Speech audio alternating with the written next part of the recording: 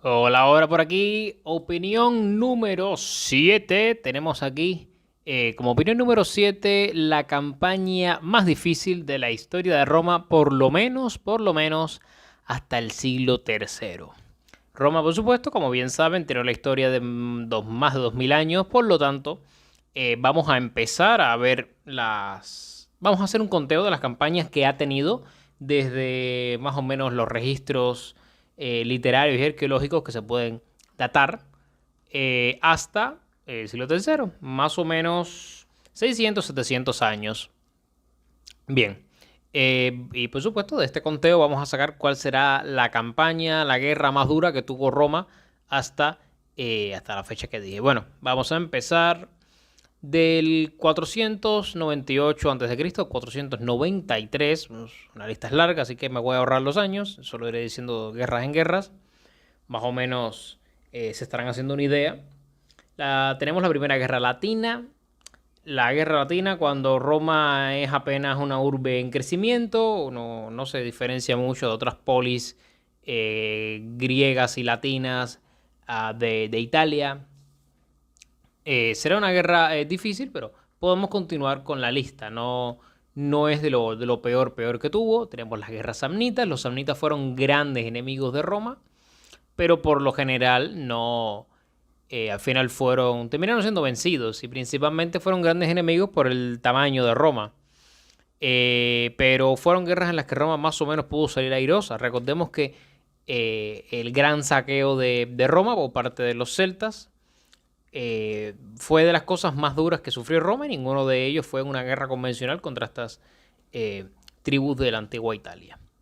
Tenemos las guerras pírricas. Las guerras pírricas fueron bastante duras para Roma también, pero Pirro, bueno, básicamente Pirro se impuso en todas las batallas. Creo que incluso hasta en Benevento dicen que fue victoria romana, pero hay otras fuentes que afirman que fue una victoria pírrica.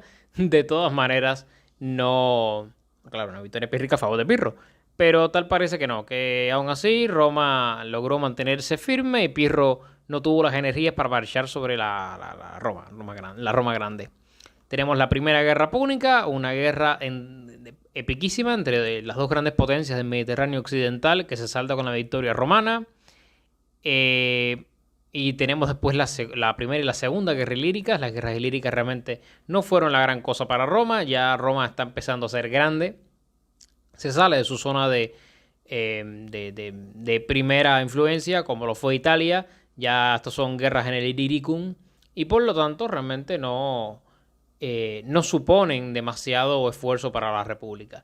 Todo lo contrario de la Segunda Guerra Púnica, que de momento, junto con esas guerras latinas que fueron tan duras para Roma y guerras samnitas, para mí la Segunda Guerra Púnica ostentaría uno de los puestos de guerras más duras de Roma. Al final voy a dar mi opinión en general, pero por un contenido que muchos que conozcan la guerra entre Roma y Cartago deberían saber. Roma realmente le costó muchísimo, muchísimo trabajo vencer a Cartago en esta ocasión, ya que su propio territorio fue invadido. Tenemos la primera y segunda guerra macedónicas. Macedonia fue un rival decente para Roma, pero definitivamente hay un rival temido en un inicio, pero al final uh, todo se terminó derrumbando y nuevamente fue una guerra fuera de Italia. O sea, no afectó demasiado a Roma como tal. Tenemos la guerra de Esparta o guerra contra Navis. Nuevamente, lo mismo de la guerra macedónica ocurre ya fuera de Roma. Tenemos la guerra de Antíoco. Hasta que Antíoco es derrotado, Roma realmente le tenía miedo de lo que sería capaz de hacer el imperio Seleucida. Un imperio Seleucida que amenazaba con ocupar Grecia. Realmente fue una guerra bastante dura, incluso si no fue dentro de Italia, pero finalmente Antíoco es decisivamente derrotado en Magnesia. Tenemos la guerra de Etolia, más de lo mismo, conflictos entre la República Romana, Macedonia y la Liga Aquea, nada que ocupe demasiado problema para el Senado. Tenemos las guerras celtíberas, las guerras contra Celtiberia en general, que son en Hispania, en el marco de la conquista romana de Hispania, son un poco más duras, es verdad. Entre todas sus guerras de conquistar Hispania creo que es un gran problema. Pero finalmente los celtibéricos son derrotados, no en esta guerra, pero sí más adelante. Tenemos la tercera guerra macedónica. Macedonia ya se va del parque y francamente no supone mucha molestia. Tenemos la guerra lusitana, la famosa guerra que enfrentó a Roma contra nada más y nada menos que Viriato y otros tantos caudillos de la zona. Viriato, como muchos sabrán, fue uno de los caudillos íberos que más trabajo supuso a Roma. Fue una guerra realmente dura que podríamos encabezar en la lista de las guerras más duras de Roma, porque llegó a amenazar una buena parte del control romano en Hispania. La segunda guerra celtíbera, más de lo mismo, una guerra dura, pero que al final Roma más o menos se suelta de ella. Tenemos la cuarta guerra macedónica, que no supone ningún esfuerzo para Roma. O sea, un griego que dice ser descendiente del último rey, del rey Perseo, básicamente se subleva, pero nada, es derrotado y no le hace mucho caso a nadie. Tenemos ya guerras un poco más interesantes. Por ejemplo, tenemos la tercera guerra púnica, una guerra que en la que Cartago ya va a ser total y completamente aniquilada. Una guerra nuevamente muy épica que no supone un gran esfuerzo para Roma, pero a ver, en el sentido de que no invaden Italia, pero vaya que el asedio a Cartago es un asedio muy complicado. Tenemos la guerra aquea entre Roma y distintas ligas griegas, pero ya para el año 146 todas las polis griegas van a quedar dentro de la esfera de influencia romana, que era obvio tras la caída de Macedonia que eso iba a pasar. Tenemos la tercera guerra celtíbera. Si mal no recuerdo, esta guerra concluye con un durísimo asedio, el asedio de Numancia, que nuevamente, a ver, realmente Numancia le costó el puesto a muchísimos generales romanos. No fue fácil de asediar, pero finalmente fue Escipión Emiliano, claro, del descendiente del Escipión Emiliano de las guerras púnicas, el que acaba con esta ciudad enemiga. Tenemos la primera guerra servil. La guerra servil fue una guerra, bueno, las tres guerras serviles fueron guerras de esclavos, bastante duras para Roma, pero la primera más o menos se logra aplacar sin mucho problema. Tenemos la guerra cimbria. Los cimbrios amenazan el norte de Italia, pero nuestro gran y todopoderoso general Cayo Mario logra vencerlos en el norte, en la batalla de Araucio, si mal no recuerdo. Tenemos la guerra de Yugurta. Yugurta es un rey númida que cree que puede destruir la República Romana sobornando a todo el mundo. Más o menos lo que se cree casi que se cumple, pero no, al final Roma se lo termina comiendo y no supone un gran riesgo ni a mediano plazo. Tenemos la segunda guerra servil, más de lo mismo, revueltas de esclavos. Roma más o menos sale de esta guerra bastante bien, creo que es la tercera guerra servil la que será la más dura. Tenemos, sin embargo, la guerra de los aliados, o la guerra márcica, o guerra social, como le quieran llamar. Esta guerra ya es bastante más complicada, realmente. Para mí es una de las guerras más difíciles que va a tener Roma, porque será contra sus propios aliados. Roma, a ver, tiene la suerte de que en esa época ya no hay ningún estado que se le pueda, ningún estado importante que le pueda poner cara. Los bárbaros están más o menos tranquilos y el Egipto tolemaico anda, como siempre, hundiéndose en su hueco de sumisión y miseria. Y no hay ningún otro estado que le pueda, claro, de su tamaño, que le pueda hacer frente. Y por eso Roma se pelea con sus aliados. Bueno, sus aliados se pelean por ella, por la ciudadanía romana. ¿Qué pasa? Que Roma, pues, bastante orgullosa, no quiere dar la ciudadanía a los aliados que han combatido durante siglos con la República. Y finalmente Roma tiene que dar la ciudadanía básicamente en toda la península itálica para acabar con esta guerra. O sea, básicamente los aliados vencen a Roma porque Roma tiene que verse obligada a ceder. Por supuesto, una guerra que dura 3 años en la que la península itálica se va a ver envuelta en varios conflictos, porque Roma no eran solo contra la ciudad de Roma, sino contra sus ciudades y colonias más fieles. Así que se va a combatir en varios lugares. Tenemos la primera guerra mitridática. la primera guerra mitridática. En general las guerras mitridáticas son bastante duras para Roma, sobre todo la primera porque mueren muchísimos colonos romanos en Asia Menor, pero la república como tal, bueno, que de hecho, pensándolo bien, la guerra social coincide con la guerra mitridática, así que Roma tarda en responderle a Mitrídates por este problema. Sí, claro, se había olvidado que el reino de Ponto sí era un reino bastante fuerte en esta época. Bueno, tenemos la primera guerra civil entre... A ver, las guerras civiles no las voy a contar, básicamente. Porque, o sea, básicamente son conflictos entre romanos y pues un poco trampa, ¿no? Porque son ejércitos de la misma calidad y bueno, anyway. Tenemos la Segunda Guerra Mitridática, más de lo mismo, pero aquí Mitrídates no jode mucho. Tenemos las guerras sertorianas. Sertorio es un general sublevado contra Sila. Al morir Sila, él sigue guerreando contra Pompeyo, si mal no recuerdo, y contra sus amigos, contra los descendientes del generalato de Sila.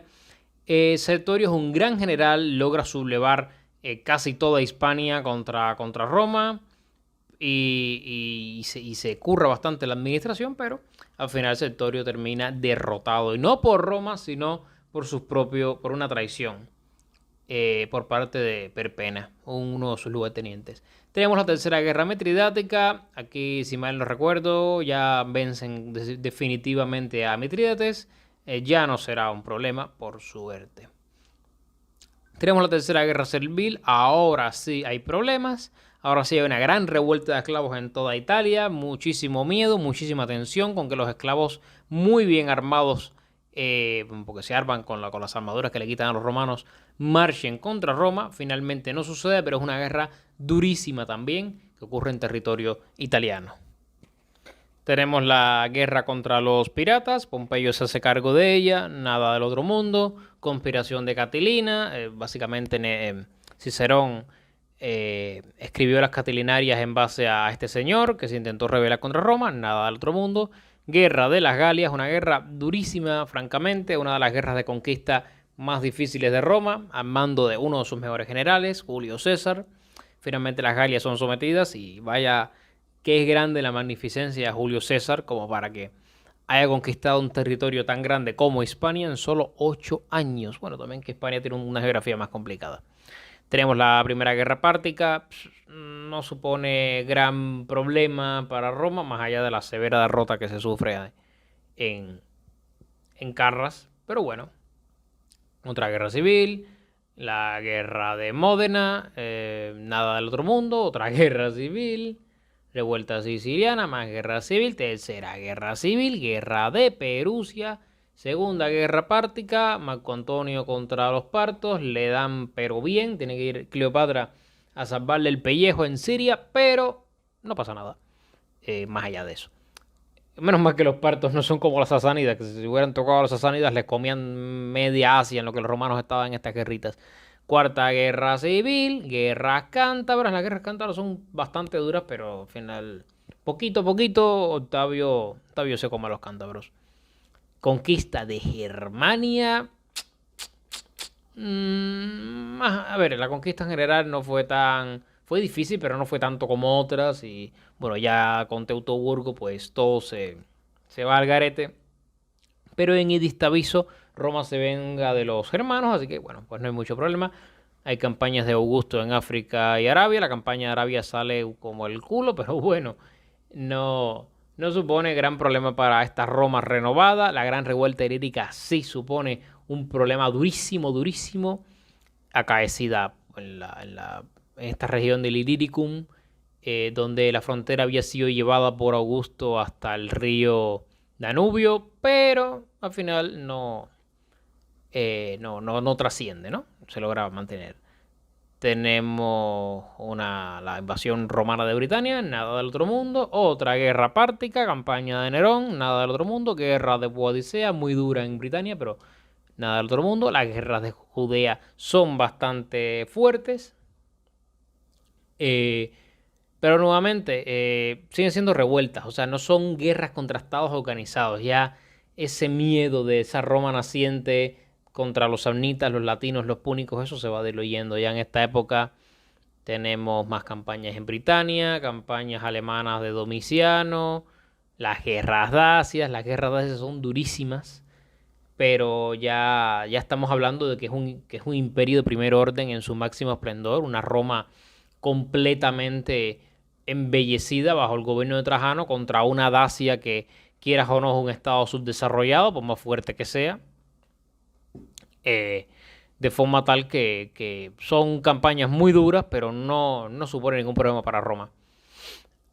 Otra guerra práctica por parte de Marco Aurelio. Las guerras marcomanas también son bastante complicadas, pero no hay un gran daño para Roma. Y ya, una sexta guerra práctica por parte de Septimio Severo y punto pelota. Acabamos aquí al inicio del siglo III, que inician las invasiones bárbaras. ¿Qué conclusión podemos sacar de todo esto? Pues a mi entender, la guerra más dura de la historia de esta Roma es la Segunda Guerra Púnica. ¿Por qué? En la Segunda Guerra Púnica a Roma le pasa de todo. Se enfrentan contra un general al que Julio César o al que Agripa no tendrían nada que envidiarle. Se enfrentan nada más y nada menos que a Aníbal Barca, el cual pasa por Hispania, cruza los Alpes, derrota a los ejércitos romanos como 4 veces, con una última derrota súper aplastante en Cannas, contra un ejército romano enorme. Básicamente las fuerzas romanas son completamente diezmadas. Es una guerra que encima de eso, para que se den cuenta que lo que no estoy diciendo no es válido, es una guerra en la que muere muchísima gente para ser una guerra antigua. Es decir, hablamos que en 16 años de guerra se calcula más o menos que Roma tuvo que movilizar a más de 750.000 hombres. Cartago posiblemente una cifra similar, tal vez un poco inferior, con unas bajas de 500.000 de romanos muertos, muchos de ellos en combate, pero también muchísimos civiles, bastantes ciudades asediadas, bastantes aldeas arrasadas, porque claro, ese ejército que tuvo Aníbal en Italia, estuvo viviendo en Italia durante años. No había una campaña de crowdfunding para que ese ejército pudiera comprar comida. No, eso lo saqueaban.